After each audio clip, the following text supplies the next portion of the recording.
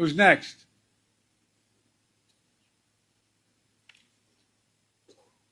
Distinguished guests, the Prime Minister of the Republic of India. Biden एक बार फिर उलझन का शिकार हो गए। अमेरिकी सदर जो बाइडेन की हर बात भूलने की आदत हम न सकी। जो बाइडेन स्टेज पर भारतीय वज़ीर-ए-आज़म नरेंद्र मोदी का तारुफ कराना ही भूल गए। बाइडेन ने अपना भाषण पूरा किया और इसके बाद उन्हें शायद ये बात नहीं पता थी कि अगला मेहमान कौन होगा जो उनके बाद बोलेगा। तो ये मेरे ख्याल में एक बहुत बड़ी ह्यूमिलिएशन है, लेकिन उस ह्यूमिलिएशन के बावजूद हमने देखा कि जो नरेंद्र मोदी हैं वो जब मिलने गए जो बाइडेन से, तो वहां पर एज यूजुअल उन्होंने उनको जप्फी डाली और पब्लिकली तो सब अच्छा शो करने की कोशिश की। लेकिन जो बाइडेन का एक मोमेंट था इस मीटिंग में जहां पे जो बाइडेन ने गलती से माइक में बोल दिया और मीडिया ने पकड़ लिया कि China is testing us. China में जो मौलवी हजरात हैं, जो मौलाना हजरात हैं, उन्हें जबरदस्ती डांस करवाया जा रहा है सजा के तौर पे, और रीजन ये बताई जा रही है कि आप अपने बच्चों को इस्लाम की, मजहब की टीचिंग देते हैं, इस वजह से आपको ये डांस करवा रहे हैं। वजह बताई जाए ना, कौन सा माशी मसला है पाकिस्तान में? कोई माशी जंग नहीं है पाकिस्तान में, बेफिक्र होकर बैठे।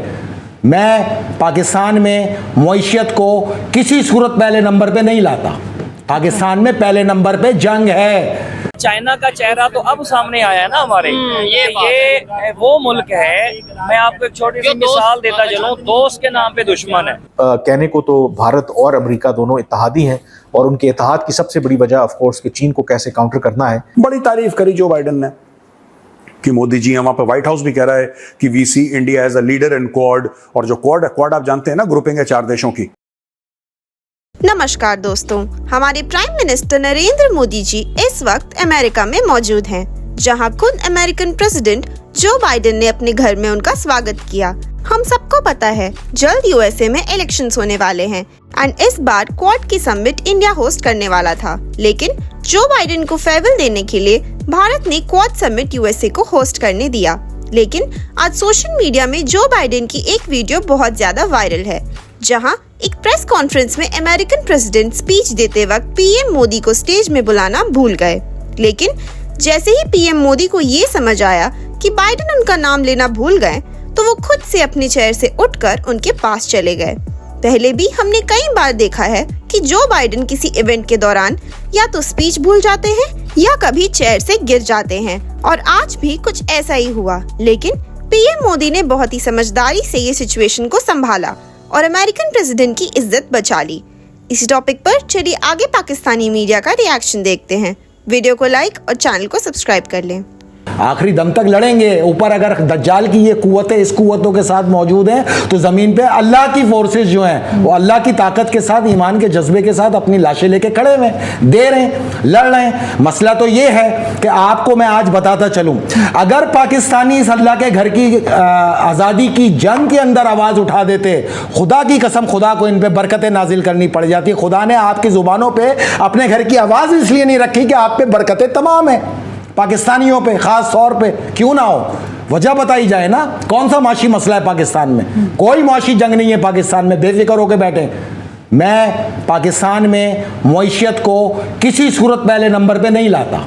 पाकिस्तान में पहले नंबर पे जंग है, जो कि ख्वारजियत से है, जो तालिबान से है, तो जिसको बताते हुए मुझे 15 साल हो गए। आज से 15 साल पहले सेनेट की पहली इनॉग्रेशन तकरीर पे आप चले जाएं और वो सुने कि मैंने अपना रोड मैप क्या दिया था। अगर मैं इस 15 साल में 1 इंच इधर या 1 इंच इधर हुआ तो आप मेरा गिरेबान पकड़े, मैं तो खड़ा ही उसी के ऊपर हूं।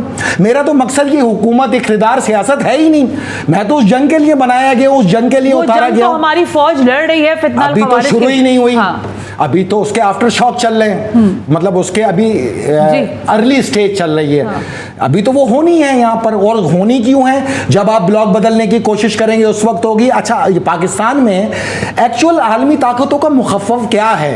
एटम बम नहीं है, अच्छा मिसाइल नहीं है, फिर बलूचिस्तान नहीं है। बलूचिस्तान है, ग्वादर मैगोल सिटी के ऊपर बलूचिस्तान स्टक करता है, ठीक है। लेकिन असल मसला तो पाकिस्तान में लिथियम है। गिलगित बिल्तिस्तान असल मकसद है।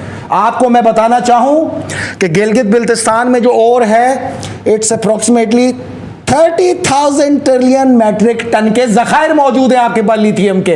पाकिस्तान के अंदर जो लिथियम की परसेंटेज है वो 6.35% है पर टन। एक परसेंट जो है 550 US डॉलर का होता है। इसका मतलब कि आपके पास जो और मौजूद है जिसमें लिथियम मौजूद है, $3500 पर टन का आपके पास खजाना मौजूद है, और उस खजाने की अब तक का एस्टिमेट 30,000 ट्रिलियन टन है।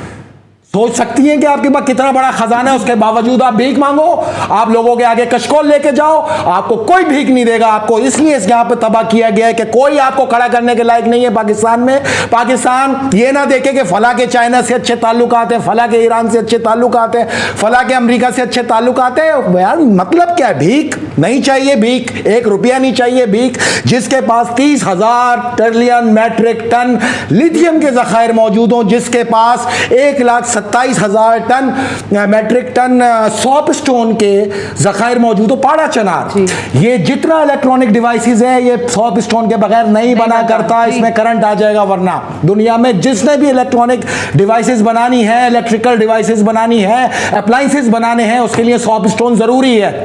सॉप स्टोन की कुल मालियत कितनी है पाकिस्तान में? नहीं, और जो है पहाड़ का पत्थर 350 रुपए किलो पे आए, कल पूरी दुनिया खड़ी है। हम सिर्फ ये समझाते थे और का सौदा नहीं करो, इनको लीज पे नहीं दो, इनको लाओ यहाँ पे प्रोजेक्ट लगाओ, और जो चीज 350 रुपए किलो की है जब वो सैक्रेड होगी, यानी कि सब हम इस पे करेंगे शो। जी जी 1,27,000 trillion metric ton soapstone आपके पास है, और उसकी परसेंटेज पता है आपको क्या है?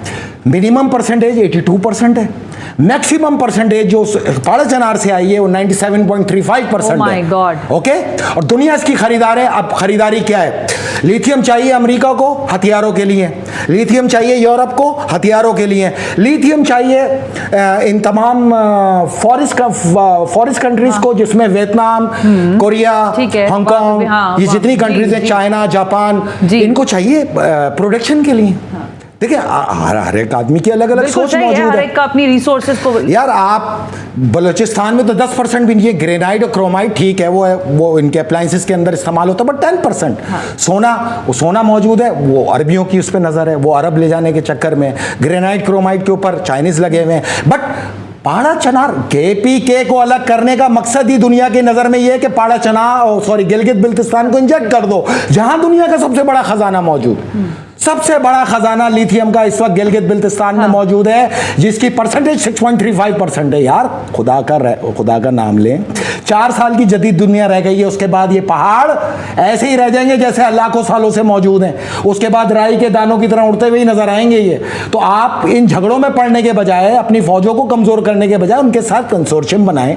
पूरी दुनिया आना चाहती है, आपके पास वो खजाना मौजूद है, अपनी जुबान से चाटते हुए यहां तक लोग पहुंचेंगे, चाहे वो अमेरिका हो, चाहे चाइना हो, चाहे यूरोप हो, चाहे कोई भी हो।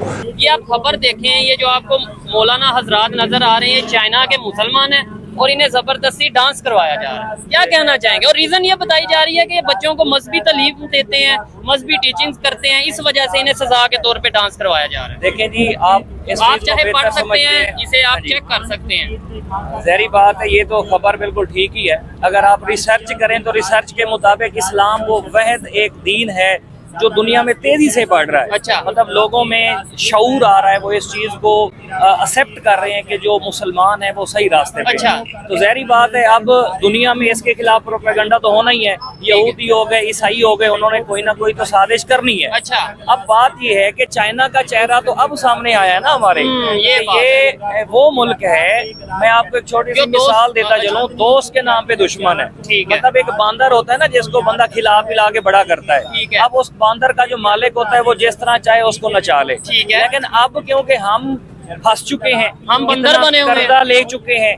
अब मैंने तो इतना भी पढ़ा है चाइना के बारे में, तो ये मुल्क छोटे छोटे मुल्कों को पैसे दे दे के उनके ऊपर कब्जा करता है। ये आपने नाम भी सुना होगा, हांगकांग के ऊपर भी इसने काम ऐसा करने की कोशिश की, कोरिया के ऊपर भी इसने, श्रीलंका के ऊपर भी ऐसा इन्होंने कोशिश की, श्रीलंका के ऊपर भी कोशिश की। अब बारी है पाकिस्तान की। ये जो आपकी ऑरेंज ट्रेन चल रही है, मेट्रो चल रही है, सारी इन्वेस्टमेंट लेके आ रहे हैं। अब हम इनके खिलाफ बोल भी नहीं सकते। अगर हम बोलेंगे तो वो कहेंगे ठीक है, हम अपनी इन्वेस्टमेंट ले जाते हैं, तो फिर हम अब मजबूर हैं।